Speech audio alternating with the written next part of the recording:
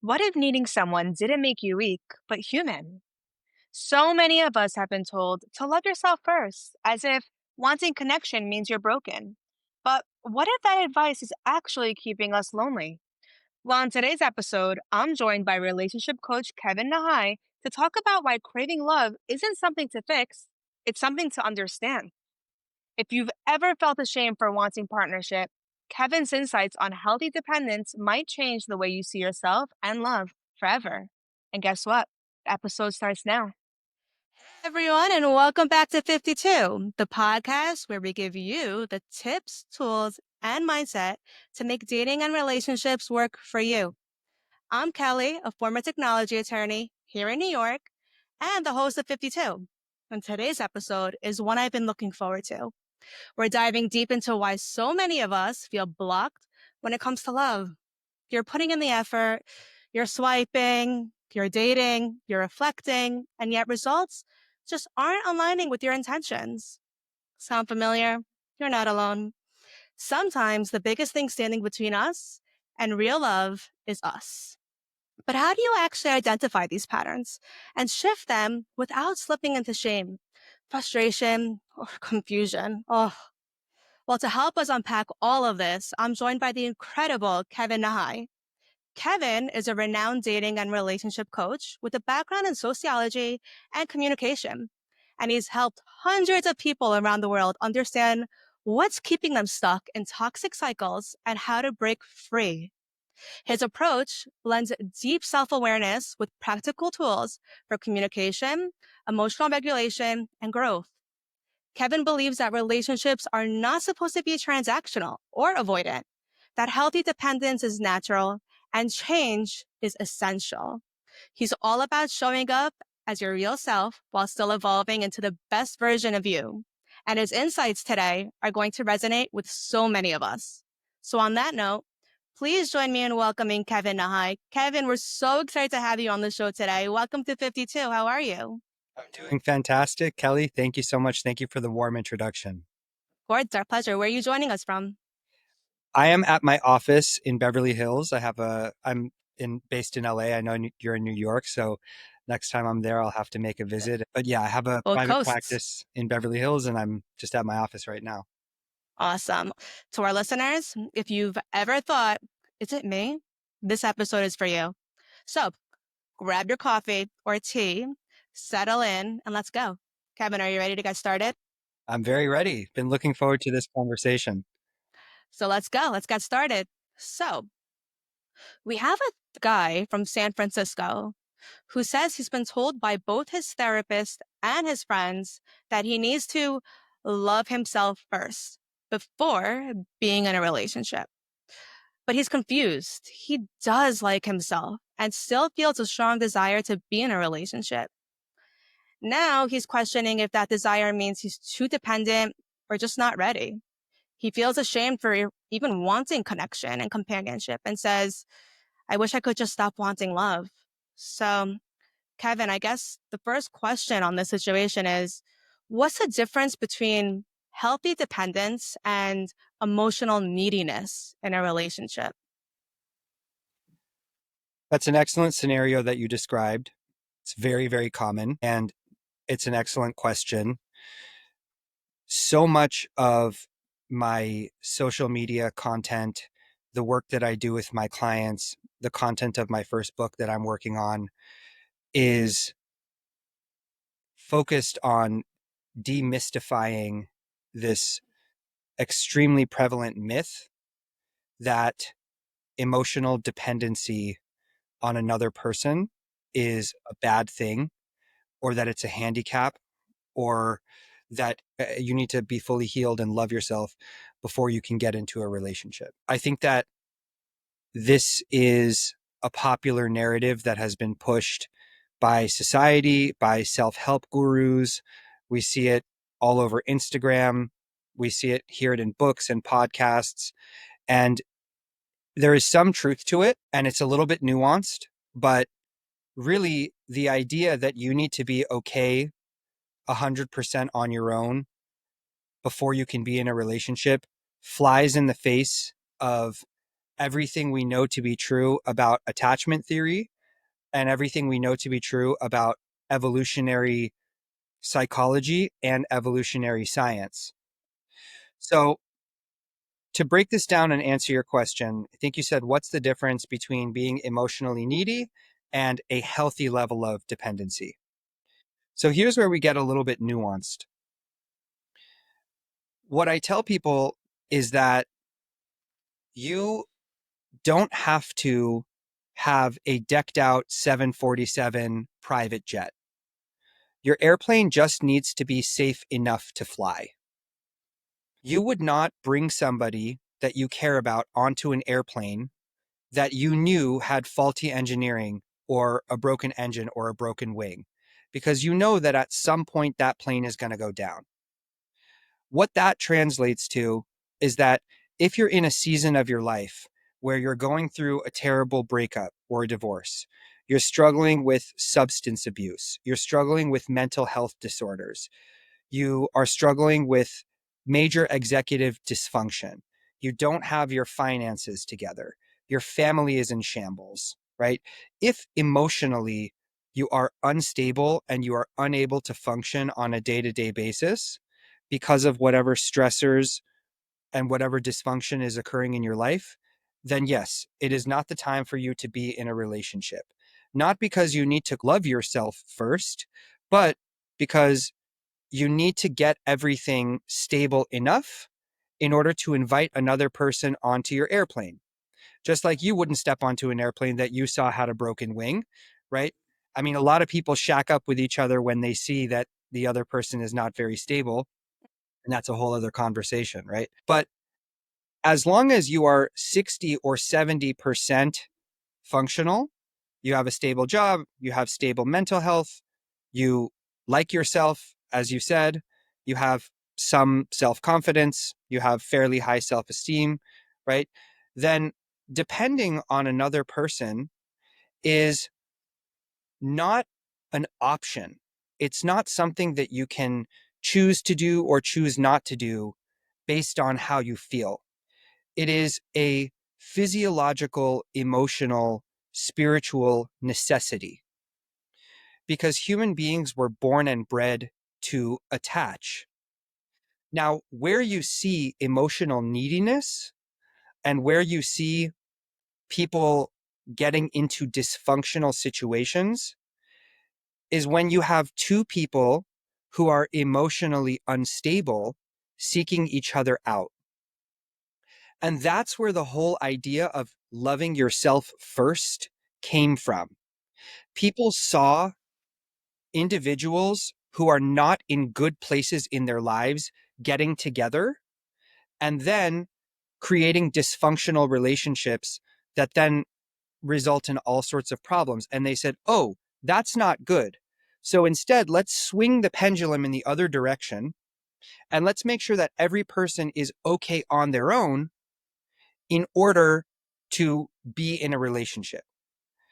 But the issue with that is that now society has pushed that narrative to such a point that people are no longer seeing relationships as a necessary part of having sound mental and physical health.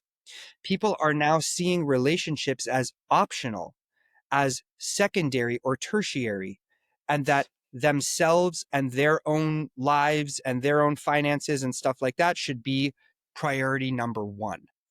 And it's not that way at all.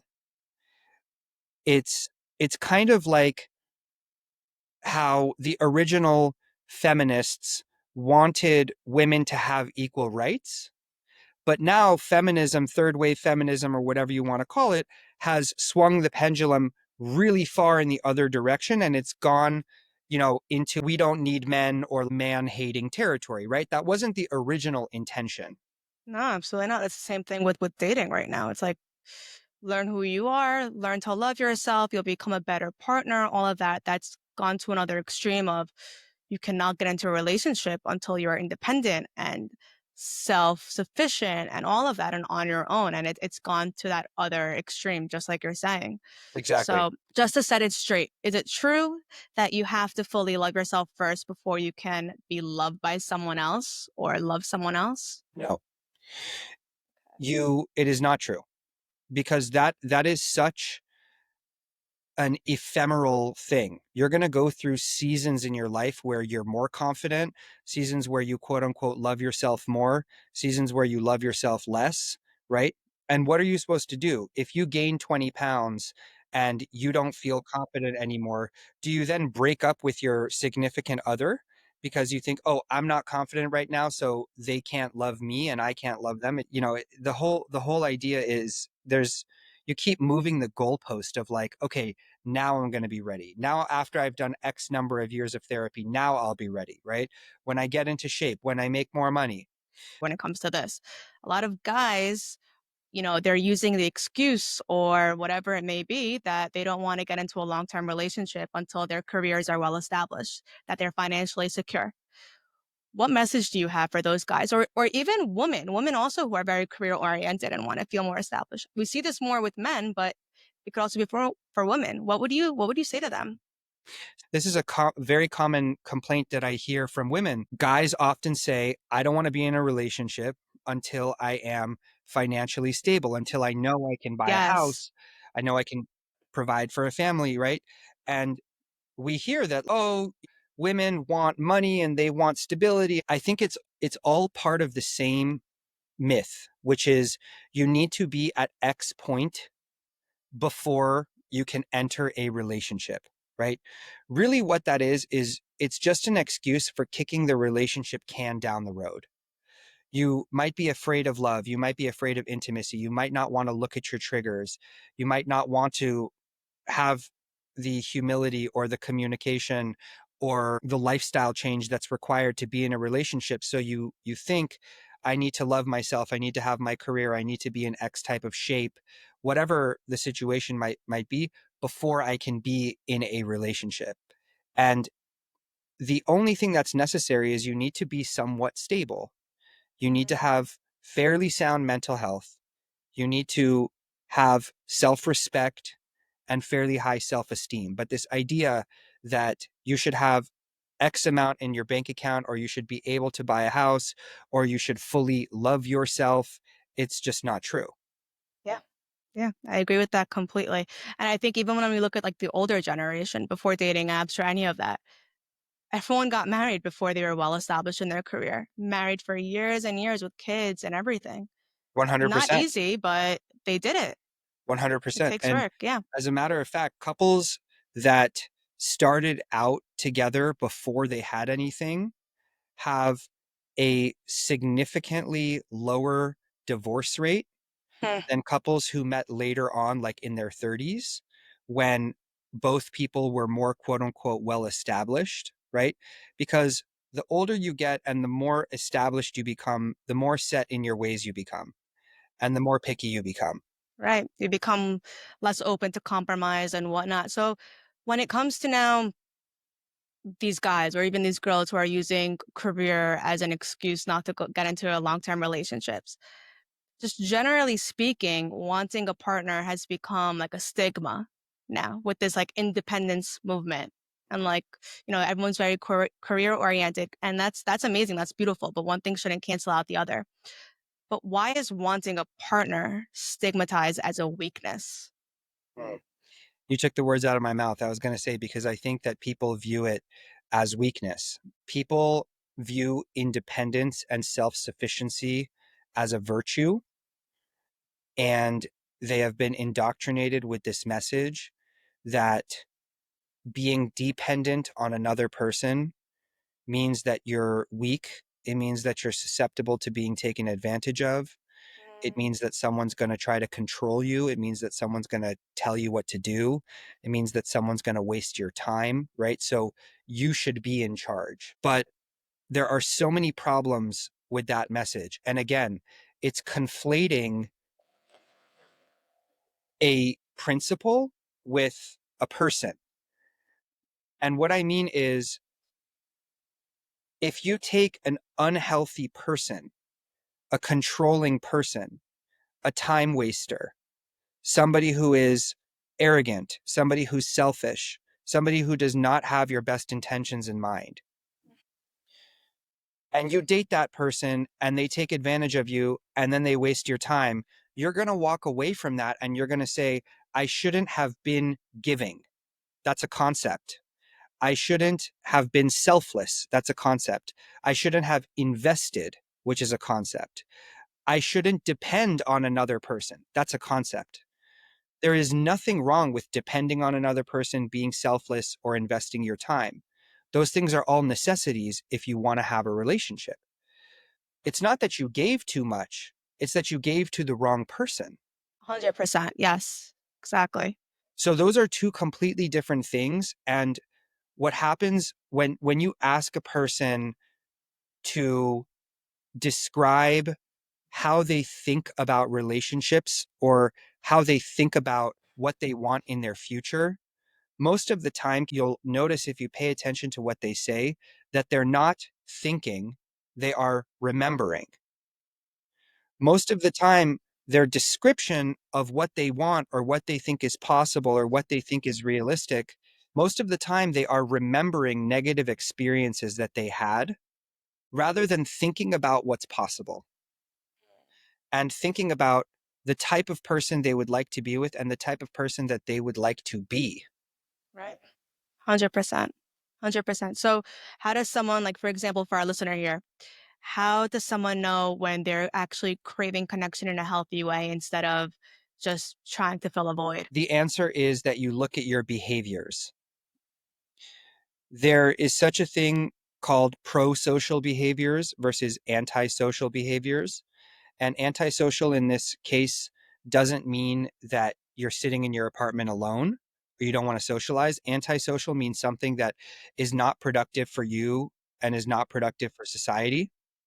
So, for example, if you are trying to fill a void, you will be dating multiple people at a time. You will be sleeping around or engaging in physical intimacy sooner than is appropriate. You will be on multiple dating apps and using them to distract yourself. You will probably be drinking or smoking weed more than usual. You might be reaching out to your ex or having communication with a friends with benefits that you know it's never going to work. Those are all antisocial behaviors because they're not productive for you and they're not conducive to building a healthy relationship. On the other hand, if you are focusing on one person at a time, if you're taking your time to get to know a person, if you're taking your time to become physically intimate with a person, if you're dating slowly and with intention, you might still feel lonely. You might still feel pain. You might still be in a slump where you really want a partner and you're not finding that person. And that's really hard for you.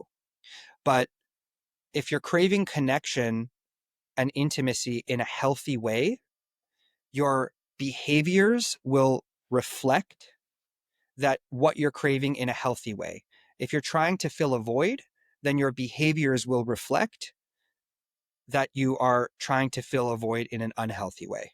Does that make sense? Absolutely. That's very helpful. It's actually funny that you said that because I remember during COVID, a lot of people who had just broken off with someone right before it, during COVID, they really felt the void. That person, like, it's gone or whatever. Not that they wanted it or anything, but they felt that void. So a lot of them went back to their exes, and then which was not great.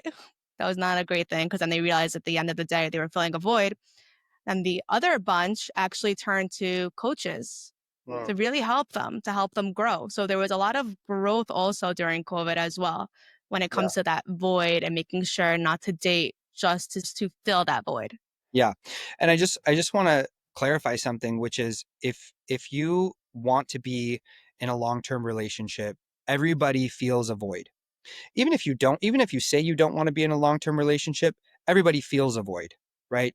There is a void in every person's life who is not in a healthy relationship. Even if you're in a relationship, it could be an unhealthy relationship, it could be a toxic situation, and you might still feel a void. Right. So I Right. just want to clarify that feeling the void is not a bad thing. Where we get into hot water is where you are acting on filling the void, or you are acting on your feeling in an unhealthy way, right?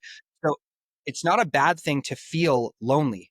It's not a bad thing to want a partner. It's not a bad thing to be in a relationship and be unsatisfied with the relationship, right? But there's a difference. If you're unsatisfied and you're in your relationship and you go to couples counseling or you seek out therapy, that would be a pro-social behavior. If you're unsatisfied in your relationship, but you refuse to confront it, and then you end up having an affair with the secretary, that's an antisocial behavior, right? So in either situation, you might be feeling a void and you might want to fill that void, but there are ways to do that that are productive, and there are ways to do that that are going to be harmful. 100%. Thank you for clarifying that. And Kevin, one other thing that's going on right now is there's like kind of like an anti-relationship movement where single life is the way to go. Single life is the way. It's superior than anything. And this movement shames people like our listener who submitted this question for actually wanting love and actually wanting to be needy on someone in a healthy way or have someone be needy on them in a healthy way. What's your perspective on this? What do you have to say about this movement? It's complete nonsense. Whoever pioneered the being okay on your own movement was just someone who was hurt one too many times. It also, as I said earlier, flies in the face of everything we know to be true. Human beings are a tribe species. They are not meant to be alone from an emotional or physiological standpoint. When we are coupled up in a healthy, long-term monogamous relationship, we have better mental health, we live longer, we have lower blood pressure, we have lower risk of developing autoimmune disorders, we have better hormone regulation, we are happier, we have better communities, we have healthier friendships, and everybody listens to this and they say, oh, well, my uncle and aunt have been married for 63 years and they hate each other. And just because you're in a long-term relationship doesn't mean you're going to be happy. But that's why I specifically include the words a healthy long-term relationship, one in which you continue to work on the relationship and one in which you continue to work on yourself. So depending on another person is not an option. It's a necessity if you want to maximize the quality of your life. And, some people will say, look, relationships are not for everybody. And that's not for me. I'm happier on my own. I have clients who tell me that. And look, if you have decided to adopt the single lifestyle and you want to make the best of that, then far be it from me to tell you that you shouldn't. But no one starts out that way. Every human being from the time we come into this world, we are programmed to attach. First, we attach to our parental figures. Then in adolescence, we attach to our peers. And then in adulthood, we attach to our significant other. We attach to a romantic partner. And that is the way that we're supposed to function. So when you hear people say that monogamy or long-term relationships are unnatural because we're supposed to spread our seed and like all of this kind of stuff, that has been debunked so many times. I agree with that completely. And when it comes to attachment, you just brought that up. If being too dependent or too needy is related to, let's say, anxious attachment, how could coaching help, someone like our listener or help anyone who's single learn how to feel secure in their relationship as opposed to therapy, for example? So first of all, I have a problem with the word needy because it's used as a disparaging term. It's used as a Yep, disparaging I term. agree with that. It's used to denigrate people, and as a needy person myself, right? Somebody who has anxious attachment. Yeah, I exactly. need Yeah. my coffee. It's all great. Yes. Anyway, I'm a pioneer of the needy people myself. need is great Yeah. in a healthy way. In a healthy way. Right.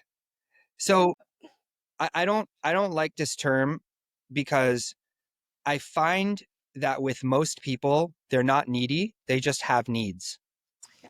And sometimes that need may be getting a text back or having frequent communication or having closer emotional intimacy. If we look at people who have more of the avoidant attachment, we never call them needy, but they will say, I need space. They will say, I need my alone time. They will say, I need to think about things. I don't like to make impulsive decisions, right? So they have needs too. And that's being needy as well. It's different. It's different Exactly. needy. Yeah. They're just not needs that are associated with intimacy. There are needs that are associated with being alone. But either way, they're needs. So every person, whether you're anxiously, securely, or avoidantly attached, has needs. Everyone's needy. Yeah. And everybody's needy in their own way. And it's wrong to denigrate people for having needs. I also think that it's counterproductive because if you want to have a healthy relationship, it's not about telling someone that their needs are bad or wrong. It's about understanding what their needs are and then deciding if you are willing to meet them. Now, there is, of course, as with everything, a limit. There is a point at which somebody's needs or demands become unreasonable or unhealthy, right? And the coach's role is to try to keep the person accountable and to try to help them differentiate between when their anxiety is caused by something that the other person is actually doing wrong versus when their anxiety is an internal trigger because of something in their own childhood or something traumatic that they have dealt with. So, for example, I'll use a personal example and then I'll use an example of a client. On a personal level, I've struggled with a lot of abandonment issues. And when I like a girl, I need to have frequent communication with her.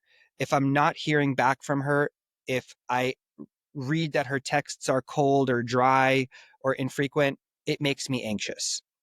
So when I started dating, there were times where she would go 6 or 10 hours without responding, and that would make me very anxious. But then there would be times where she was responding quickly. She just wasn't saying the words that I wanted to hear, and that would also make me anxious. So, example A, somebody taking 6 or 10 hours to respond, is an example where the other person is exhibiting a behavior that makes you anxious, and you can attribute your anxiety to something that they are doing. Example B is an example where your anxiety is actually your own responsibility because they're not doing anything wrong, right? If somebody is responding promptly and respectfully, and they're still showing some level of interest, and I still feel anxious about it, then there's probably something within me that is being triggered, and I need to look at that. Now, I've had many clients who have been in that situation. So if they don't want to annoy the other person, or they don't want to scare them off, or they don't want to come across as being needy, then what I tell them to do is before you reach out to that person and blow up their phone, text me, right? And you and I Their can hop on coach. the Yeah. phone and we'll talk for 5 minutes and we'll try to bring that level of anxiety back down to a baseline.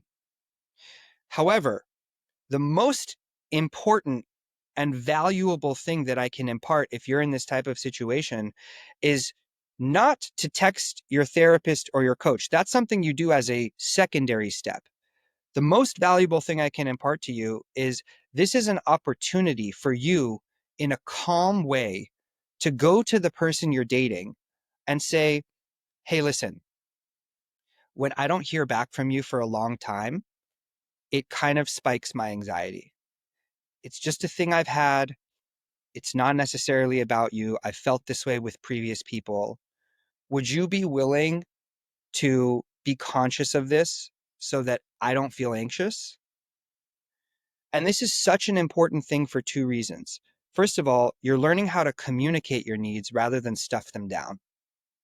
If you stuff them down and you pretend that you don't have them, then you're going to act out in a different way. Yeah. The person's going to breathe the wrong way and you're going to be reactive and you're going to say something that you don't mean. That's because you didn't communicate what you were feeling in the moment. The second reason that this is so important is that you're going to see the other person's reaction to your expression of your need. If the other person says, "That's ridiculous. Why are you like that? I don't want to deal with that. That's too much for me. This is overwhelming. I don't know if I can do that," etc., then they're literally telling you that they're going to ridicule your future needs, and they're telling you that they are not willing to humble themselves enough to give you what feels good to you. So seeing the person's response to your expression of what's important to you and what feels good to you is a huge opportunity to figure out whether you guys are a good match or not. 100%. That just goes to show how important communication is all around, always. It helps with identifying what you need, what you want, if that person's for you, everything.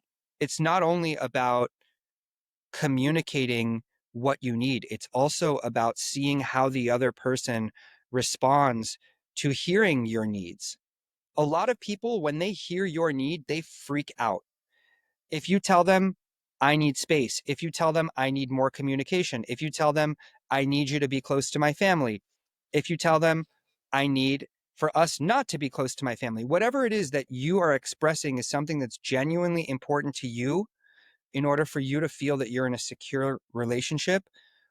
A lot of people, when you express that you have a need, they freak out. They don't know how to handle it because they register it as something that they are doing wrong. They register it as some benchmark that they're not meeting, right? And then they get really triggered by that. So I think the best way to handle this situation is to tell the person, "Hey, I'm not saying that you're falling short. You don't know what I need. I'm not expecting you to be a mind reader. I just want to make your job easier and I want our relationship to work out. So in order to do that, I have to tell you that this is something that feels important to me," right? And hopefully the other person will respond in a stable and healthy way, in a mature way where they say, "Thank you for telling me that. I appreciate it and I'll try." And then you can also ask them, "What feels good to you? What do you need from me?" Amazing, amazing. And Kevin, just to wrap this up, what's one tip you have for girls and guys who want relationships, but they're hearing right now from everyone? Oh, that's too needy. First of all, the quality of your life is the quality of your relationship. You can have a pretty good life if you're single and if you're happy with yourself, but it will never be as good as if you were in the right relationship. You cannot have a good life if you are single and you're unhappy with yourself. No matter how great your career is, no matter how fit you are, no matter how much money you have, if you really in your heart want a relationship and it's not coming, it's going to cause you pain.